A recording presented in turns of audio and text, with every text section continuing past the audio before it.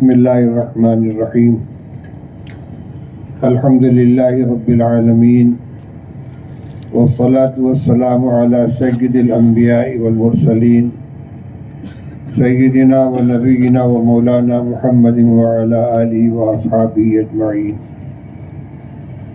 اما بعد فقد قال رسول اللہ صلی اللہ علیہ وسلم الخلق عیال اللہ وأحب الخلق إلى الله أحسنهم إلى عياله أو كما قال رسول الله صلی اللہ علیہ وسلم۔ محترم علماء کرام، بزرگان ملت، مشائخی فاؤنڈیشن کے ذمہ داران اور جملہ حاضرین، آج کا یہ اجلاس اپنی مقصدیت کے اعتبار سے، اپنے طویل المیعاد منصوبوں کے اعتبار سے ایک بے حد اہم اور دور تک کے نتائج کا حامل اجلاس ہے۔ جب اجلاس کے اس ادارے کی ذمہ دار حضرات دعوت دینے کے لیے دیوبند تشریف لائے اور انہوں نے اپنا پروگرام سامنے رکھا، منصوبہ دکھلایا، حالانکہ میں سفر کا عادی نہیں ہوں، اپنی مصروفیات کی بنا پر اور کچھ اپنی کم ہمتی کی بنا پر سفر سے عذر کر دیا کرتا ہوں، لیکن ان بزرگوں نے جو منصوبہ سامنے رکھا تو میرے دل میں خود یہ خواہش پیدا ہوئی کہ ضرور حاضری دینی چاہیے اور قریب سے اس کا مشاہدہ کرنا چاہیے۔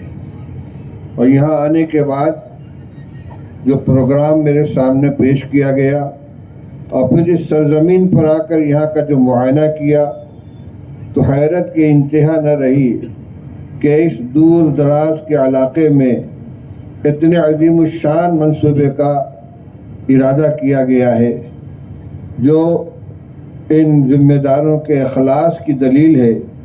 انشاءاللہ اللہ تعالیٰ کی مدد شامل حال رہے گی۔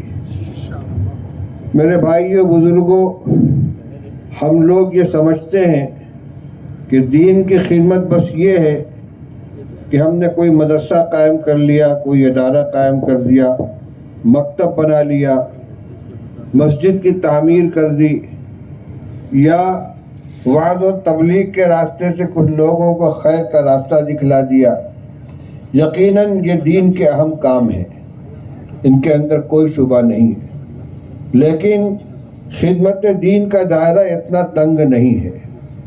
ہم تعلیمات اسلام پہ جب نظر ڈالتے ہیں، حضرت نبی کریم صلی اللہ علیہ وسلم کی سیرت کا مطالعہ کرتے ہیں، آپ کے ارشادات کو دیکھتے ہیں، تو ہمیں یہ محسوس ہوتا ہے کہ خدمت خلق کا مسئلہ شریعت کی نظر میں، قرآن و حدیث کی نظر میں اس سے زیادہ اہمیت کا حامل ہے۔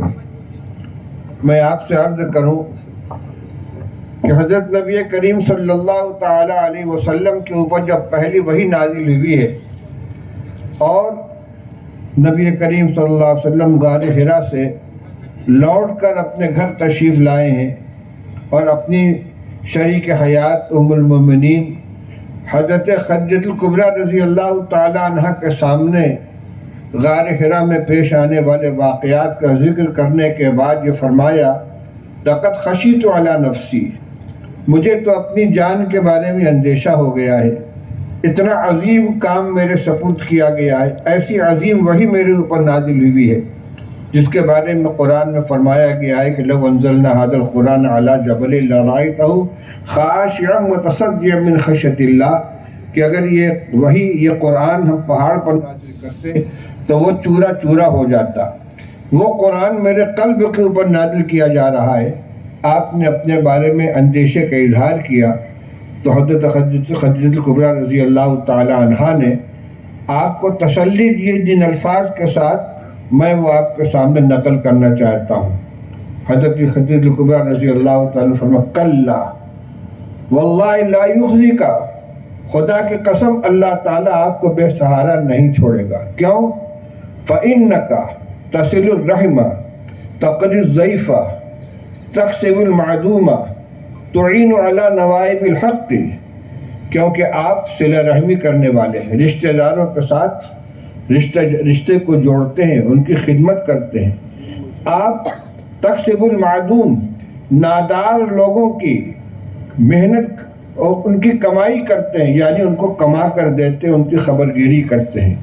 تقری ضیفہ، آپ مہمان نوازی کرتے ہیں۔ وَتُعِينُ عَلَى نَوَائِبِ الْحَقِّ، قدرتی آفات میں آپ لوگوں کی مدد کرتے ہیں۔ حضرت خدیجہ رضی اللہ تعالی عنہ نے نبی کریم صلی اللہ علیہ وسلم کی جن خصوصیات کا ذکر کیا ہے، یہ سب کے سب خدمت خلق کے لائن کی چیزیں ہیں۔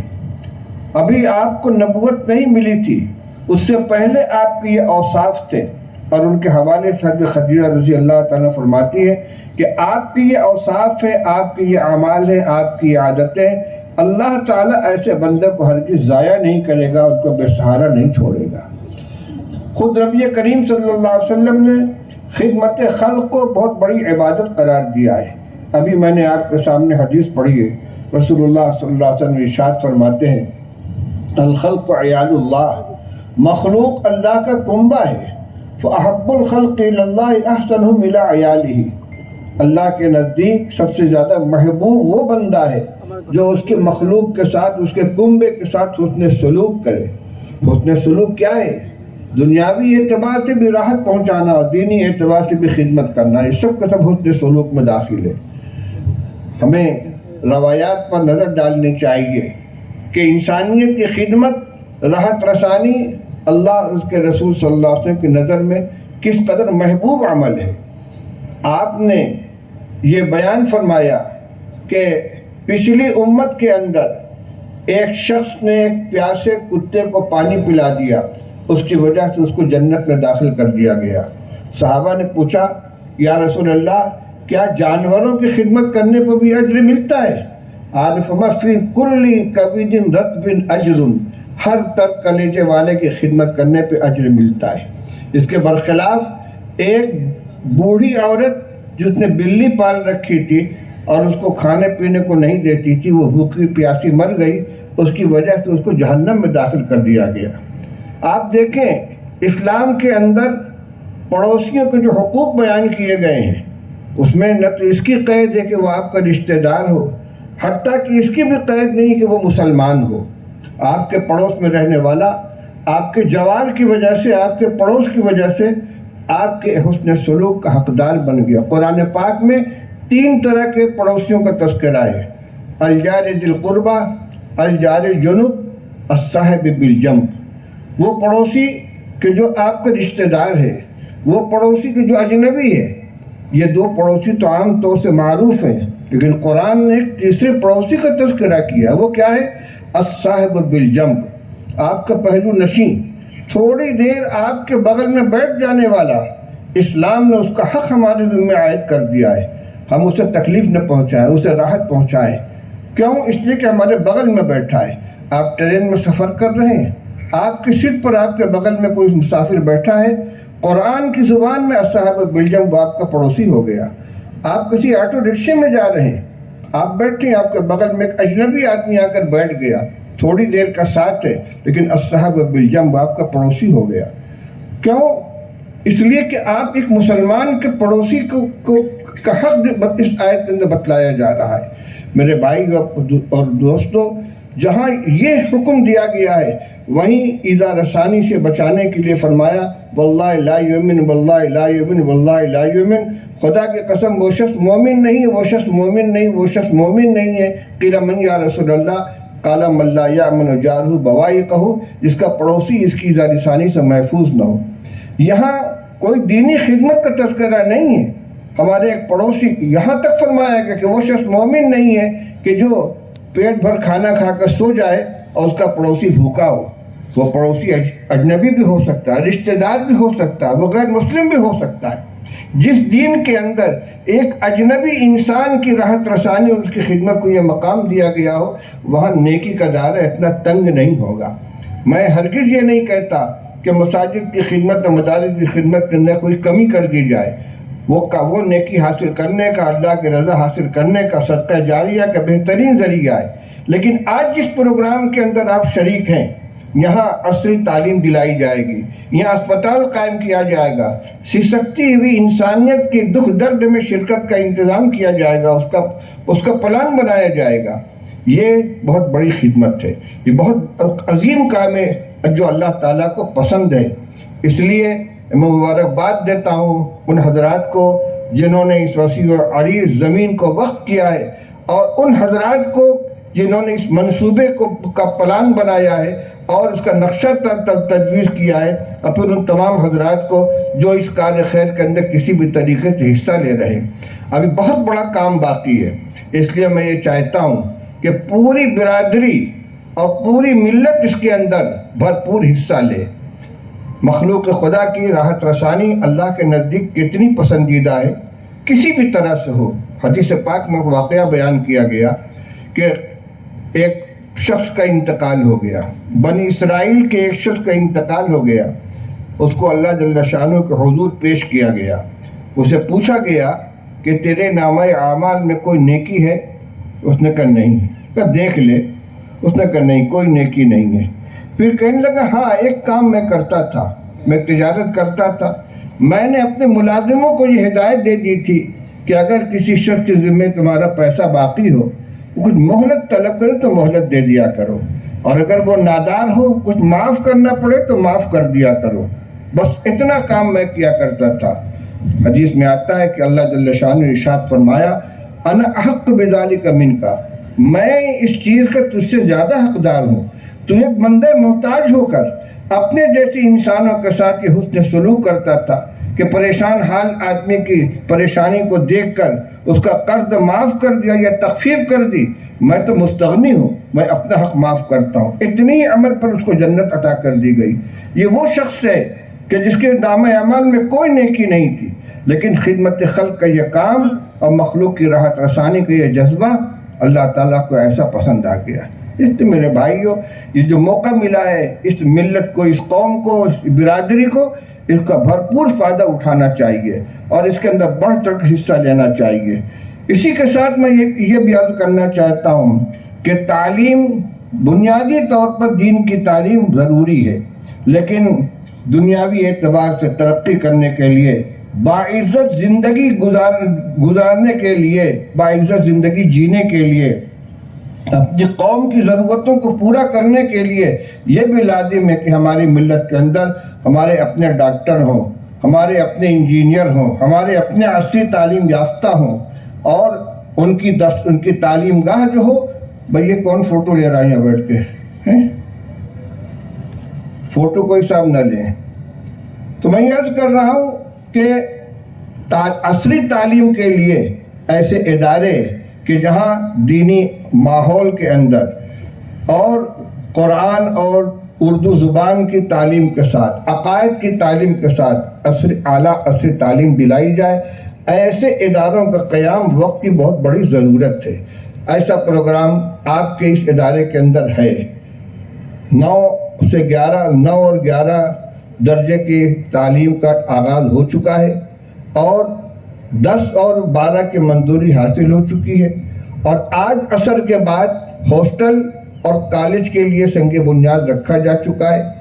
یہ سارے کے سارے پروگرام صرف ذہنی خاکہ نہیں بلکہ عملی صورت اختیار کر رہے ہیں، اور یقیناً بانیان کے اور کام کرنے والوں کے ذہن میں جو منصوبہ ہے وہ یہی ہے کہ اعلیٰ درجے کی عصری تعلیم دلائی جائے، لیکن اس کے ساتھ ہمارے بچے اور ہماری بچیاں جو اس اسکول میں، اس کالج میں تعلیم حاصل کریں، اپنے عقیدے کی بھی حفاظت کریں، اپنی تہذیب کی حفاظت کریں، اپنے دینی ورثہ کی حفاظت کریں۔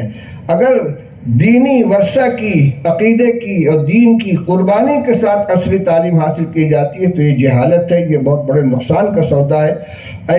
یہ تو اس ادارے کے سلسلے میں یہ گزارش کروں گا۔ دوسری بات یہ کہ یہاں جو پروگرام بنایا گیا ہے یہ تقریباً 40 کلومیٹر کے دائرے میں سینٹر کے اندر یہ اسکول، یہ ادارہ قائم کیا جا رہا ہے۔ ظاہر بات ہے کہ ایک دائرہ متعین کرنا پڑے گا جہاں تک کہ طلبہ یہاں تعلیم حاصل کر سکیں، لیکن اس سے دور کے جو حضرات تھے جو یہاں تشریف لائے ہوئے ہیں، جہاں کے بچے یہاں نہ آ سکیں، ان کو اپنے علاقے میں بھی اس طرح کا ادارہ قائم کرنا چاہیے۔ اعلیٰ عصری تعلیم کے لیے ادارے قائم کریں، اور پڑھانے والے تربیت یافتہ ہوں، دینی مزاج رکھنے والے ہوں، تاکہ ان بچوں کے ایمان کی حفاظت کی جا سکے۔ بہت زیادہ کھل کر بات کرنے کا موقع نہیں ہے۔ آج جو ملک کی صورتحال ہے وہ آپ اس کو دیکھ رہے ہیں کہ کثرت سے ہمارے بچے اور بچیاں دین سے بے دین ہو رہے ہیں، غیروں کے ساتھ ان کا رابطہ بڑھ رہا ہے، مذہب سے بے لامذہب ہو رہے ہیں، عقیدہ چھوڑ رہے ہیں۔ یہ سب کے سب کس وجہ سے ہے؟ ان کی گھر میں تربیت نہیں ہو رہی ہے، اور ان کی یا تو بنیادی دینی تعلیم نہیں دلائی گئی ہے، اور یا عصری تعلیم گاہوں میں جہاں وہ پڑھ رہے ہیں وہاں ان کا ماحول نہیں مل رہا ہے۔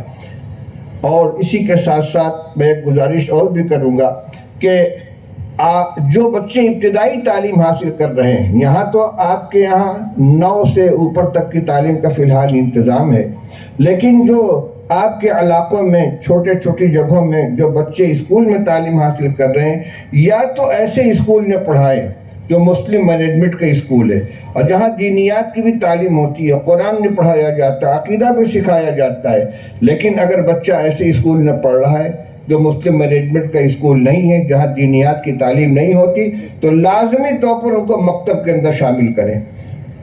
جو منظم مکاتب کا سلسلہ چلتا ہے، جس میں گھنٹے 2 گھنٹے کے لیے بچوں کو بلایا جاتا ہے، ان کو قرآن کی تعلیم دلائی جاتی ہے، ان کو عقیدہ سکھلایا جاتا ہے، حضرت مفتی کفایت اللہ صاحب رحمۃ اللہ علیہ کی تعلیم الاسلام پڑھائی جاتی ہے، نورانی قاعدہ پڑھایا جاتا ہے۔ اگر وہ ایسے اسکول میں تعلیم حاصل کر رہے ہیں جہاں کے نصاب میں دینیات نہیں ہے، تو آپ لازمی طور پر ان کو مکاتب کے اندر داخل کریں، تاکہ بنیاد سے ان کے ایمان کی حفاظت کی جا سکے، ان کے عقیدے کی حفاظت کی جا سکے۔ آج کے اس عظیم الشان پروگرام میں شرکت کر کے بہت خوشی ہوئی ہے، اور میں چاہتا ہوں کہ یہ آج کا پروگرام ایک بیداری کا پروگرام بن جائے، پوری برادری میں، پوری کمیونٹی میں، پورے علاقے کے اندر ایک جوش و جذبہ پیدا ہو جائے۔ جتنی استطاعت اللہ تعالیٰ نے جس کو دی ہے، وہ اس کار خیر کے اندر اپنی ہر طرح کی شرکت کو لازمی قرار دے۔ جس طرح کی صلاحیت اللہ نے عطا فرمائی ہے، مالی اعتبار سے، عملی اعتبار سے، رائے مشورے کے اعتبار سے، اور کم سے کم دعائے خیر کے اعتبار سے۔ اس لیے کہ ہم تو ظاہری نقشہ بنا لیں گے، اس کے اندر رنگ بھرنا اور اس کی پرتاثیر بنانا یہ اللہ تعالیٰ کا کام ہے۔ بندہ کوشش کرتا ہے، انجام تک پہنچانا اللہ تعالیٰ کی قدرت کے کرشمہ ہے۔ اس لیے اخلاص کے ساتھ دعائیں بھی کریں کہ اللہ تعالیٰ اس کام کو آگے بڑھانے کی توفیق عطا فرمائے، اور ہم سب کو اس خدمت کے لیے قبول فرمائے۔ میں اس عزت افزائی کے لیے ذمہ داران کا شکر گزار ہوں، اور میں اس مختصر گفتگو پر اپنی بات ختم کرتا ہوں۔ اللہ تعالیٰ اس کام کو عافیت کے ساتھ تکمیل تک پہنچائے اور اس کو قبول فرمائے۔ وآخر دعوانا الحمدللہ رب العالمین۔